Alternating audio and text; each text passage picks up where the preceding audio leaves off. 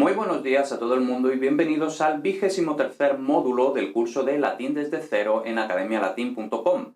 En este 23º módulo vamos a, prácticamente de hecho va a ser el único módulo en el que hablemos explícitamente de poesía. Vamos a estudiar la prosodia, la métrica y principalmente cómo analizar, o más bien que analizar, cómo medir los versos. Lo que en terminología un poco ya más pija se dice la escansión de versos, es decir, medir los versos, vaya. Entonces, vamos a, como digo aquí, explicar las nociones más elementales. Entonces, vemos que estamos hablando de elementales, ¿vale? De la prosodia y de la métrica latinas y practicaremos cómo se miden los hexámetros dactílicos. Hay, por supuesto, igual que en español, en latín y en griego, al fin y al cabo, la métrica del latín y del griego es bastante similar, ¿no? En latín y en griego, el verso, vamos a decir, predilecto, el verso en el que se escriben las obras más importantes, pues en latín la Eneida, las Metamorfosis, todas estas cosas, se escriben en hexámetros dactílicos, que es el tipo de verso, así se llama, ¿no? Y por curiosidad, es también el mismo tipo de verso que había usado Homero en la Ilíada y en la Odisea, ¿no? Entonces, pues vemos que tiene muchísima tradición y precisamente, ¿no? Es la tradición más importante, ¿no? De la épica, de los grandes poemas, tanto de los griegos como de los romanos, ¿no? Entonces vamos a aprender cómo se miden los hexámetros dactílicos. Y luego, como vemos, no vamos o al menos en este módulo, eso lo haremos más adelante, en otro tipo de ejercicios, etc. Entonces, no vamos a traducir poesía, sino que la práctica va a ser, como digo, la escansión, es decir, medir hexámetros dactílicos. Concretamente, mediremos los primeros versos de la Eneida de Virgilio, que es probablemente el poema épico o simplemente el poema más importante de toda la literatura latina e incluso es, dependiendo del punto de vista, posiblemente la obra más importante de toda la literatura latina, el equivalente a la Ilíada de Homero en latín, ¿no? La Eneida de Virgilio. Entonces, tenemos aquí dos clases, la 43, nociones elementales de prosodia, y la 44, nociones elementales de métrica. Tenemos primero que estudiarlas, entonces hacemos clic aquí y cuando las hayamos estudiado, nos volvemos aquí y vamos a medir estos versos y unos poquitos más que hay más abajo. En la 43ª clase del curso de Latín desde cero, vamos a estudiar lo más importante sobre la prosodia latina. E insisto, es lo más importante, no vamos a estudiar todo, porque, bueno, de hecho eso en la carrera, en la universidad, en la carrera de Filología Clásica, hay una asignatura que es específica sobre poesía, ¿no? Entonces, pues, lógicamente no vamos a hacer la asignatura entera, vamos a hacer lo fundamental, lo imprescindible, y aún así, como vemos aquí, luego vamos a hacer un resumen, ¿no? Un resumen de todo lo que vamos a ver, que en mi opinión es bastante, y yo de hecho lo reconozco, yo todo esto que vamos a ver no me lo sé absolutamente todo de memoria, ¿vale? Entonces, luego vamos a ver con qué quedarse de todo lo que vamos a explicar, ¿no? La prosodia latina es de cierta complejidad para los hablantes de lenguas modernas porque va por otro camino, ¿vale? El concepto, bueno, los conceptos son totalmente distintos. Esto ya en el primer módulo de Latín desde cero habíamos estado hablando de las vocales, que pueden ser breves, largas, todas estas cosas que no existen en español. Y luego, por ejemplo, en español y en muchas de las lenguas modernas, la poesía se basa principalmente en la rima, bueno, también por supuesto en el ritmo, etcétera, etcétera, pero fundamentalmente, vamos a decirlo, para simplificar, se basa la poesía española en la rima y en la medida de los versos, etcétera, etcétera, ¿no? Y diversos recursos estilísticos, literarios, etcétera, ¿no? En cambio, vamos a ver que la poesía latina es bastante diferente, ¿no? Y precisamente gran parte de la diferencia se basa en todo esto del contraste entre vocales y, por tanto, sílabas breves y largas, ¿vale?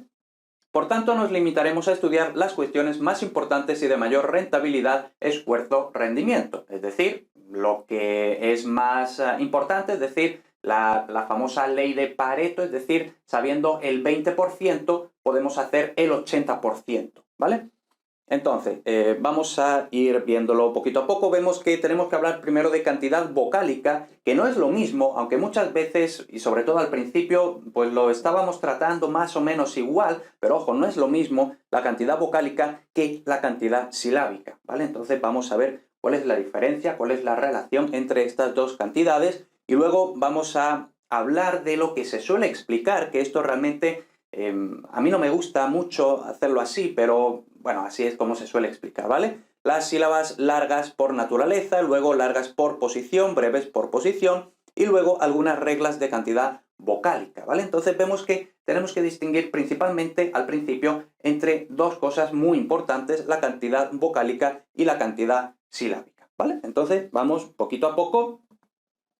Por cierto, doy por supuesto que si estamos aquí, pues ya por supuesto hemos hecho todo lo anterior, la parte fundamental del curso, es decir, los 22 módulos anteriores, y os sería recomendable que repasaras precisamente la parte del primer módulo, toda la parte que era sobre medir es decir, sobre la acentuación de las palabras y todo eso, porque está muy relacionado, ¿vale? Entonces, si es posible, vuélvete al primer módulo, repásatelo, haz la práctica así un poquito rápido, ¿vale? Y luego venimos aquí para que ya vengamos calentitos. Entonces, cantidad vocálica. En latín, las vocales, dependiendo de su etimología o de una serie de reglas, pueden ser largas o breves. Ahora, ¿qué significa esto de que dependiendo de su etimología? Pues simplemente que si la vocal naturalmente es breve, pues será breve. Si es larga, ¿vale? Es decir, que es por la naturaleza de la propia vocal. Es decir, no hay ninguna regla que nos diga si es larga o breve, ¿vale? Y luego, aparte de su etimología, también puede haber una serie de reglas que es lo que nosotros podemos estudiar y aprender. Entonces, cuando hablamos de su etimología, pues eso simplemente se puede saber aprendiéndolo de memoria o buscándolo en el diccionario. Igual que aprendemos, por ejemplo, que esta palabra se escribe en español con B o con V, y ahora, ¿por qué? Pues bueno, dependiendo de su etimología, no sé qué, o simplemente aprendiéndolo de memoria, ¿no? Pues entonces, en latín es igual toda esta cuestión de la cantidad de las vocales breves o largas por etimología. Pueden ser largas o breves, las vocales largas se marcan con el símbolo, una rayita por arriba de la vocal. Entonces, por ejemplo, A con una rayita horizontal sobre la vocal, las breves con el símbolo, y bueno, como no sé si se ve muy bien, pues lo voy a escribir, ¿no? Aquí. A con la rayita, A con el semicirculito, ¿no? Entonces, esta es larga, esta es breve. Dos vocales breves equivalen a una vocal larga y viceversa.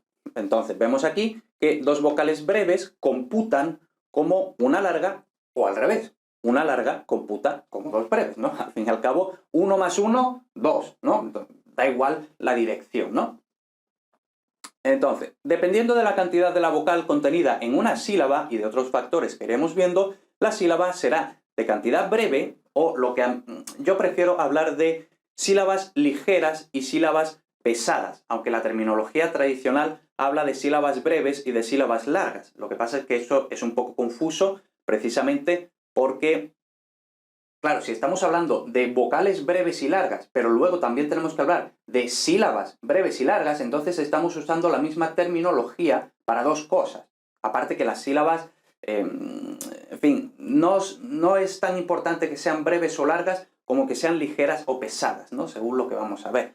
Entonces, vamos a intentar, o al menos esto es lo que yo propongo, vamos a intentar hablar de vocales breves y largas y luego de sílabas ligeras o pesadas, ¿vale? Para no confundir, para no mezclar, porque esto es un problema que muchas veces ocurre, que no sabemos si estamos hablando de sílabas o de vocales, ¿vale? Porque estamos entremezclando unos conceptos y otros. Entonces, como digo, sílabas ligeras, sílabas pesadas, ¿no? Entonces, vamos esto es básicamente la cantidad vocálica, breves o largas, principalmente por la etimología, por el origen, por la naturaleza de la propia vocal o por una serie de reglas que son las que vamos a ver. Entonces, vamos a ver ahora, voy a borrar aquí esto, vamos a ver ahora la cantidad silábica. Entonces, hemos visto la cantidad vocálica, ahora la cantidad silábica.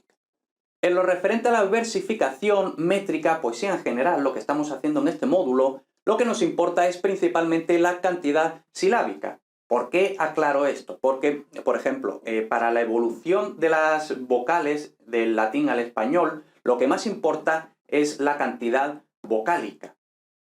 Mientras que para los versos lo que importa más es la cantidad silábica. También importa más para el acento del español, en qué sílaba está el acento español, heredado del latín. También importa más la cantidad silábica, pero para la evolución de las vocales del latín al español importaba más la cantidad vocálica. Pero para lo que nosotros estamos haciendo aquí, que es medir versos, lo que más importa es la cantidad silábica. Lo que pasa es que la cantidad silábica depende en gran medida de la cantidad vocálica, ¿vale? Entonces, como digo aquí, dependiente en buena medida de la cantidad vocálica. Todo lo que vamos a explicar se puede resumir en una sola regla. Es decir, todas las sílabas son pesadas, largas, excepto las que son abiertas y ojo, y en cursiva porque tienen que darse los dos requisitos. Que la sílaba sea abierta y que tenga una vocal breve. Ahora, ¿qué es una sílaba abierta? Pues bueno, una sílaba en general puede tener varias estructuras, ¿no? Una sílaba siempre tiene una vocal. Lo representamos con esta V mayúscula, ¿vale? Una sílaba siempre tiene una vocal o un diptongo. Un diptongo cuenta también como una vocal, ¿vale? Entonces, y este es el núcleo de la sílaba. Entonces, si tenemos un núcleo, ya podemos tener una sílaba. Esta es la sílaba más pequeña posible, una vocal o un diptongo. Ahora, esta sílaba puede tener, por ejemplo, una consonante por delante, puede tener una consonante por detrás, y luego, entre medio, pues también puede tener, por ejemplo, una R, una L, puede tener una S por ahí, ¿no? En fin, pero podemos decir que lo más importante para lo que estamos haciendo aquí nosotros de la sílaba abierta es esto. Vemos que por detrás de la vocal hay una consonante. Entonces, esta consonante por detrás, ojo, no por delante, la de por delante no importa para lo que estamos haciendo aquí, ¿vale? Bueno, quizá mejor así, entre paréntesis, ¿no? La de delante no importa, lo que importa es la de detrás. Si hay una consonante por detrás, entonces la sílaba está cerrada, la sílaba está trabada. Mientras que si no hay vocal, si no hay consonante, la sílaba está abierta, ¿vale? Entonces, esto es. Las sílabas abiertas, es decir, la sílaba que termina en vocal o en diptongo, insisto, ¿no? Entonces, esto es una sílaba abierta. No importa si hay una consonante, hay dos consonantes, no importa, ¿no? Puede haber incluso tres consonantes por delante, que no es lo normal, pero podría haber tres consonantes por delante. Eso no importa, lo importante es que la última, es decir, la vocal no va seguida en la misma sílaba de una consonante, ¿vale? Entonces, esta es una vocal, una consonante abierta, y si la vocal es breve, este es el único contexto, una sílaba abierta y vocal breve, en el que la sílaba es breve. Todos los demás contextos, por ejemplo, si la vocal es larga, por supuesto, la sílaba es larga. Pero incluso si la vocal es breve, si está la sílaba cerrada, entonces la sílaba, en general, la sílaba como en conjunto, también va a ser pesada, ¿vale? Entonces, básicamente esta es la regla que resume todo esto de cuando una sílaba es breve o larga, ligera o pesada, ¿vale? Entonces, otra vez, yo sé que me repito un poco, pero es que esto al principio puede ser un poco difícil. Único contexto en el que una sílaba es breve. Sílaba abierta con vocal breve. Cualquier otro contexto, la sílaba es larga o pesada. Venga, pues ya está. Pesada igual que yo, ¿no? Venga, en la expansión de versos, es decir, en la medida de los versos, es muy importante tener en cuenta no solo las palabras aisladas, es decir, una palabra, hacemos todo lo que tengamos que hacer con esa palabra y ya hemos terminado. No, hay que tener en cuenta el verso completo, ¿vale? E ir computando, ir contando, ir midiendo en relación con todo el verso completo, ¿vale? Entonces, sino también las palabras dentro del verso, ya que cada verso computa como una gran palabra, ¿vale? Vamos a decirlo así. Luego lo iremos viendo, ¿no? Entonces, vamos a ver ahora esto que se suele decir de sílabas largas por naturaleza. es decir, por lo que vamos a ver, ¿no? Entonces son sílabas largas por naturaleza las que tienen una de dos. Uno, o que la sílaba tenga un diptongo, es decir, que su núcleo sea un diptongo. Recordemos, los diptongos en latín son solo ae, oe, au, ¿vale? Todo lo demás son hiatos. Entonces, si la sílaba tiene un diptongo, automáticamente es larga, porque un diptongo computa como una vocal larga. Entonces, y luego también la sílaba será larga por naturaleza si tiene una vocal larga, ¿vale? Entonces hemos dicho que un diptongo computa como una vocal larga hace que la sílaba también sea larga, entonces vemos que realmente es básicamente lo mismo. Entonces, ahora, ¿cómo podemos saber si una vocal es larga? Pues aquí está precisamente todo esto de por naturaleza, es decir, por su etimología, básicamente de que nos lo tengamos que saber de memoria previamente o algunas cosillas que nos podemos aprender de memoria y que vamos a explicar algunas en esta clase, ¿no? Entonces, una vocal larga normalmente es una vocal que procede de un diptongo. Lo que pasa es que ¿cómo podemos saber que una vocal larga procede de un diptongo? Por la evolución de un diptongo, pues sabiendo la etimología de esa palabra, ¿no? Entonces, difícil. Procedente de contracciones. Otra vez, ¿cómo sabemos que una vocal larga procede de una contracción? Pues otra vez nos tenemos que saber la etimología de esa palabra. O por alargamiento compensatorio, más difícil todavía. Del alargamiento compensatorio, por ejemplo, hablamos muchísimo en el curso de griego antiguo, ¿no? Pero claro, todo esto de los alargamientos compensatorios pues es bastante complicado, ¿no? Entonces, básicamente no podemos saber cuándo una vocal es larga si no es que nos lo sepamos de antemano, ¿vale? Lo único que es visible de forma evidente es que tengamos un diptongo.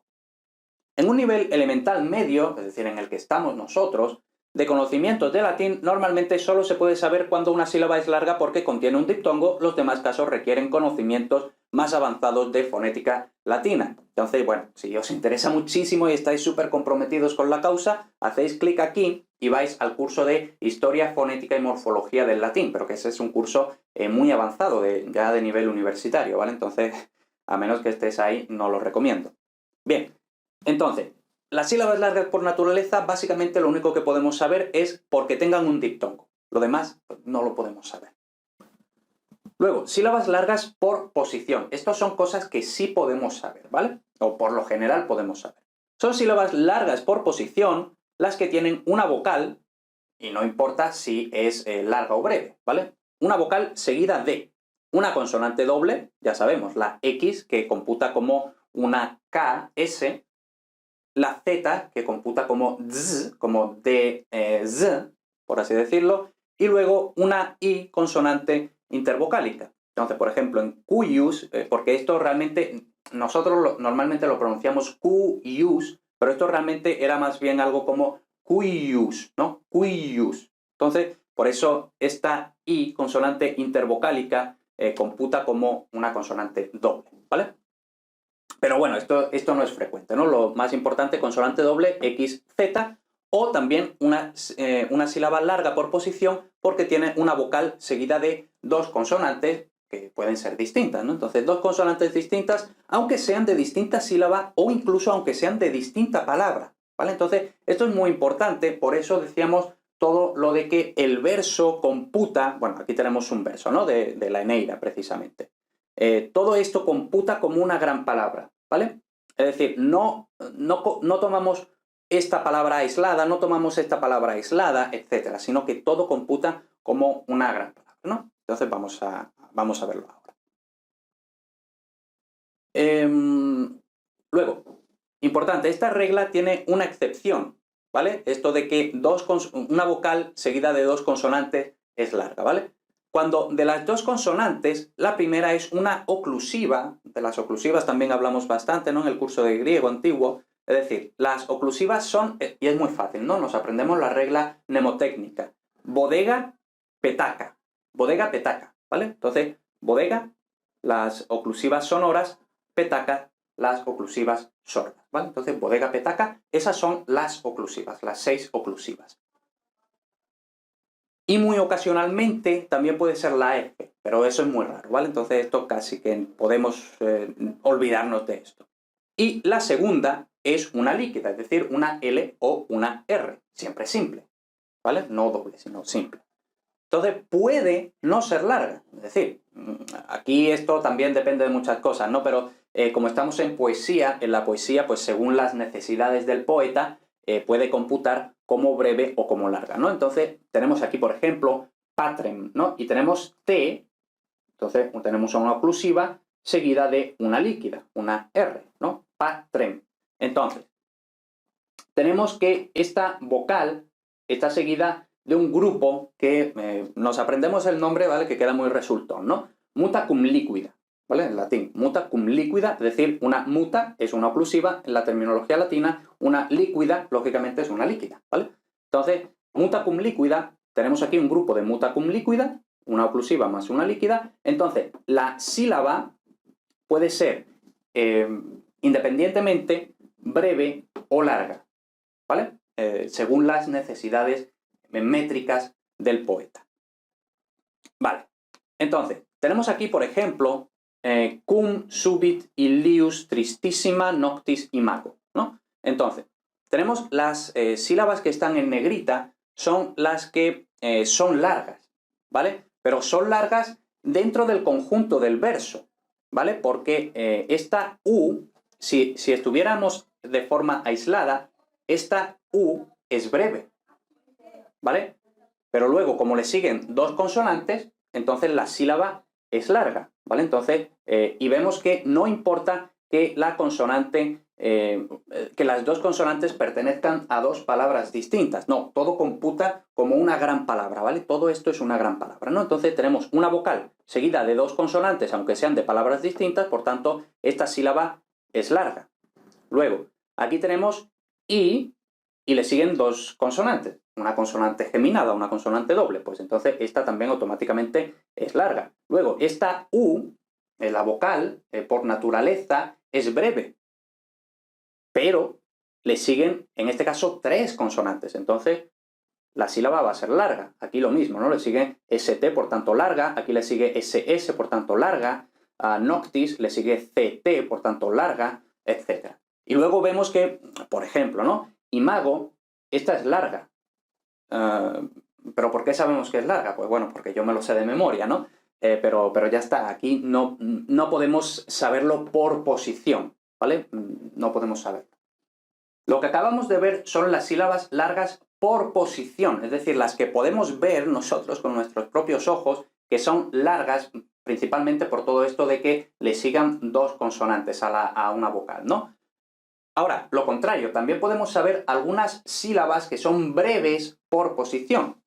Entonces, son sílabas breves por posición las que tienen una vocal seguida de otra vocal, siempre que no formen diptongo, claramente. Si forman diptongo, ae, oe, au, entonces las dos vocales computan como un diptongo, ¿vale? Pero aquí estamos hablando de dos vocales en hiato, es decir, dos vocales en sílabas separadas, una inmediatamente seguida de la otra, ¿vale? Incluso si entre medio hay una H. Sabemos que en latín, igual que en español, la H era muda. Entonces, si es muda, pues no cuenta, ¿no? Así que dos vocales inmediatamente seguidas una de otra, incluso si entre medio hay una H, pues esta vocal automáticamente es breve, ¿vale?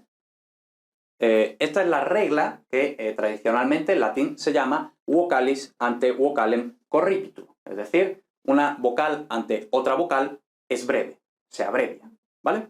Entonces, muy fácil. Vocalis ante vocalem corripitur, una vocal inmediatamente antes de otra vocal se abrevia, es breve, ¿vale?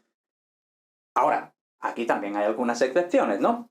Si le precede otra vocal, entonces vemos aquí, di, e, i, ¿no? Entonces tenemos aquí una vocal seguida de otra vocal.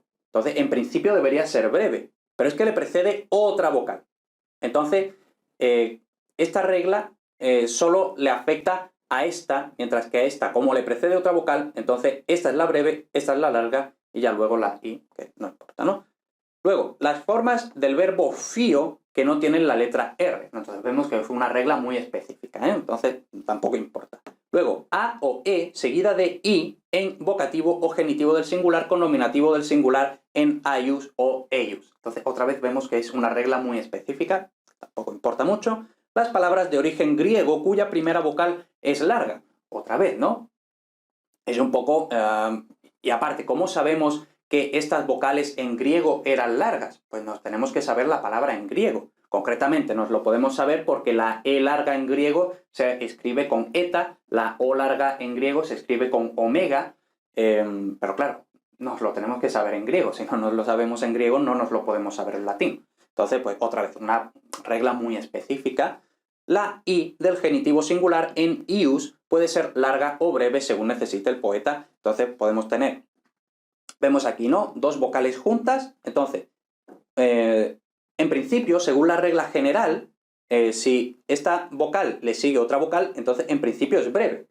Pero en este caso también puede ser larga o breve independientemente, ¿no? Según las necesidades del poeta. Vale, entonces vemos que estos son reglas muy específicas. Esta regla, así en general, funciona pues, el 99% de los casos sin aplicar reglas, entonces bastante bien, ¿no? Vale, entonces, hasta ahora hemos estado viendo la cantidad silábica. Volvemos a la cantidad vocálica, ¿vale? Entonces, claro, porque hemos dicho muchas veces, bueno, la cantidad silábica podemos saberla por posición. Es decir, en el caso de las largas por posición, si sigue a una vocal dos consonantes, pues la sílaba es larga. Breve por posición, si a una vocal le sigue otra vocal, entonces por posición es breve.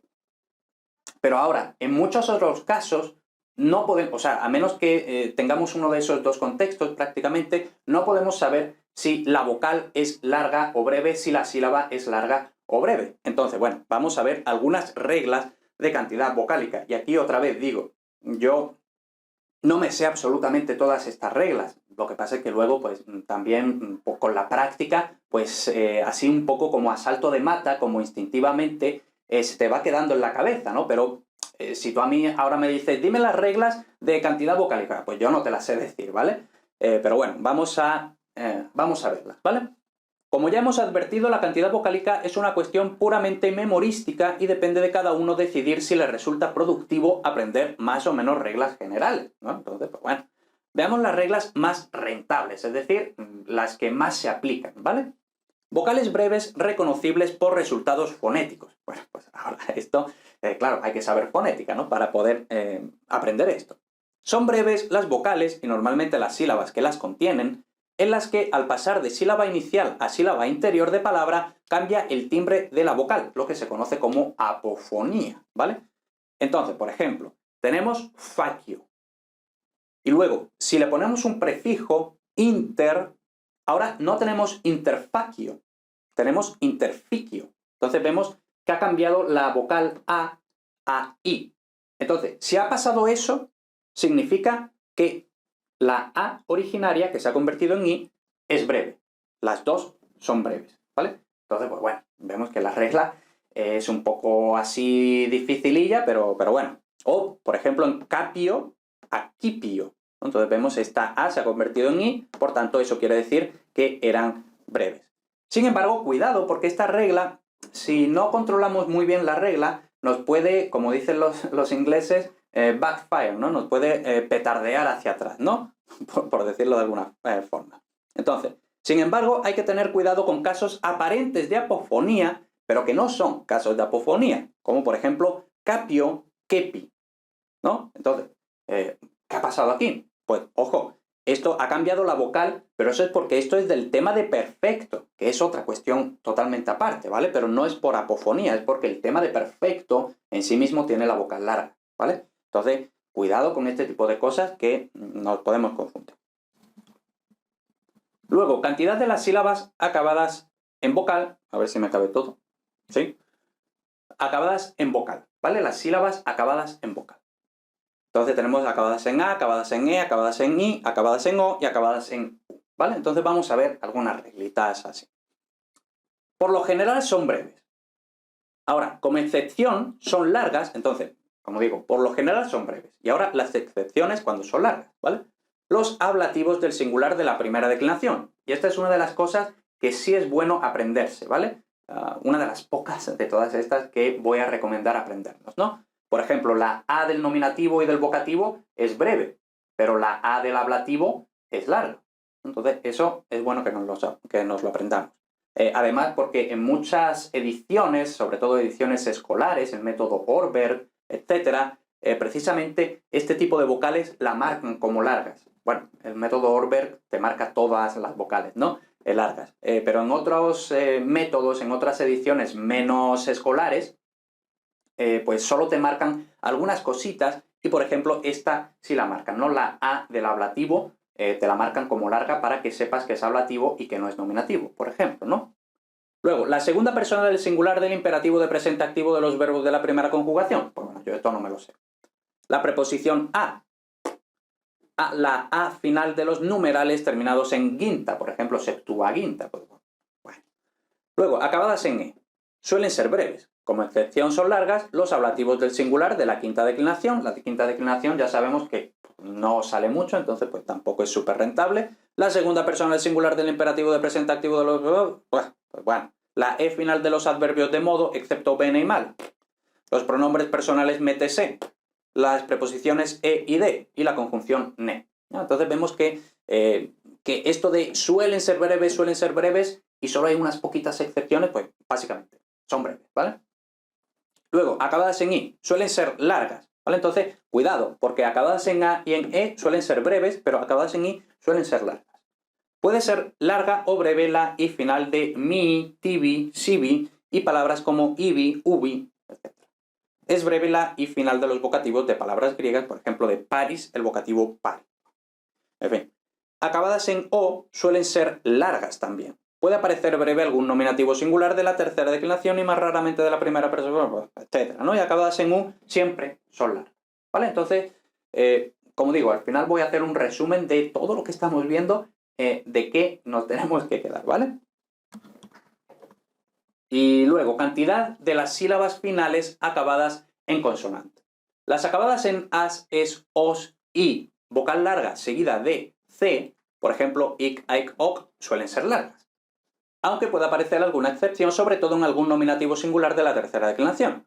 Las acabadas en is, us y otras consonantes suelen ser breves, pero las acabadas en is y en us tienen muchas excepciones en las que son largas, ¿no? Entonces, por ejemplo, is, larga, dativo y ablativo de las declinaciones primera y segunda persona, etcétera, etcétera. Yo esto no me lo sé, ¿vale? Y us, larga, el genitivo singular y nominativo, vocativo y acusativo plural de la cuarta declinación, algún nominativo, etcétera, ¿vale? Entonces, vemos que no merece la pena, ¿no? Entonces, resumen, ¿con qué quedarse de todo esto? Venga, nos cabe. Resumen, ¿con qué quedarse de todo esto que hemos visto? Como ya avisaba desde el principio, todo esto es muchísima información. Como ya he dicho, yo todo esto no me lo sé.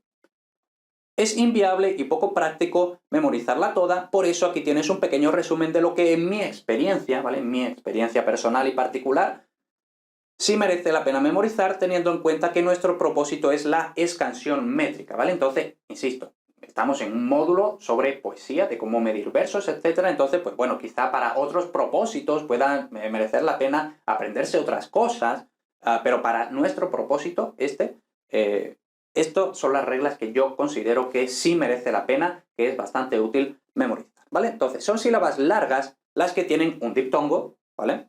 Las que tienen una vocal seguida de consonante doble, ¿vale? Recordemos. Las que tienen una vocal seguida de dos consonantes cualesquiera, excepto muta cum líquida. Esta última regla se aplica incluso entre palabras distintas, ¿vale? Entonces, por ejemplo, cum, de forma aislada, es breve, ¿vale? Es decir, esta U es breve, de forma aislada, ¿no? La U, la vocal, es breve, de forma aislada. Pero luego, cuando tenemos cum subits, entonces, aquí como le siguen dos consonantes, entonces ahora ya esta sílaba ya es larga, ¿vale? Cuenta como larga, ¿vale? Insisto, aquí estoy mezclando un poquito todo esto de las vocales, la cantidad vocálica, la cantidad silábica, todo esto que hemos dicho que bueno, que no es muy buena práctica hacerlo, ¿no? Pero bueno, para que nos entendamos, ¿vale?